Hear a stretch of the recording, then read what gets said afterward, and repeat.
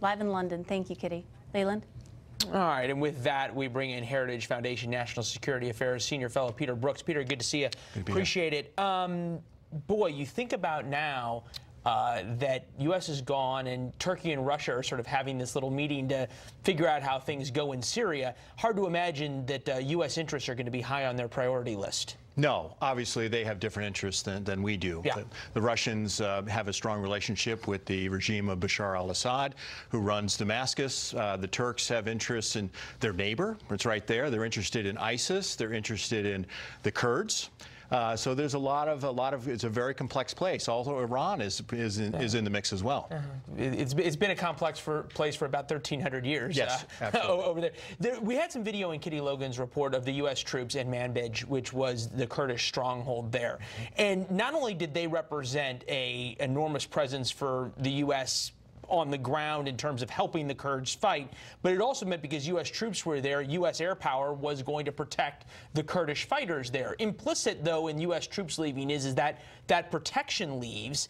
The Kurds might be asking themselves, with friends like us, who needs enemies? Well, not necessarily. I mean, look, U.S. forces, ground forces may be leaving, but you mentioned air power.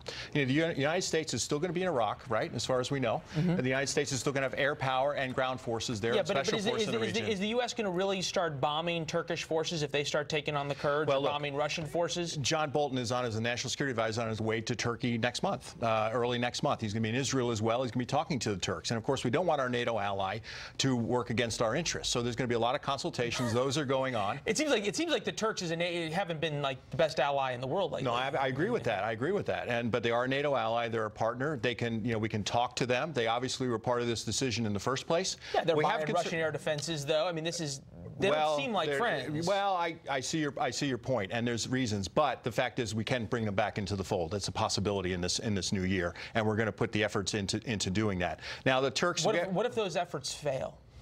Well, things could be bad. There's no question about that. We have concerns about, the Kurds, but of course the Kurds had interest in beating ISIS as well, and we had, because they were in Syria, they were doing terrible things to the Kurds, and they had interests as well. It wasn't just that they were fighting for us; they were also fighting for themselves with our support. Remember that. Let's see if this is a fair way to summarize what you're saying, and that is that President Trump ran on a different foreign policy than both Republicans and Democrats have over the past 40 or so years. A much more, quote-unquote, America First policy, sort of pulling back from these large alliances and nation building and everything else. It seems as though what we're seeing is that doesn't come without a price to U.S. interests. Yeah, there are some risks in this policy. There's no question about that. But the president said that the withdrawal is going to be slow.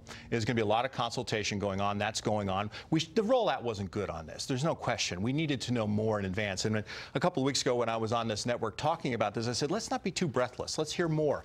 The administration should tell us more. We're starting to hear more. We're hearing some things from the State Department. You seem encouraged by what you're hearing. Yes, I'm feeling more comfortable. I still think there's risk here. And that's one of the reasons we got risks to our ally Israel. We have risks worried about ISIS resurgence. We have risks about Russian resurgence in the region.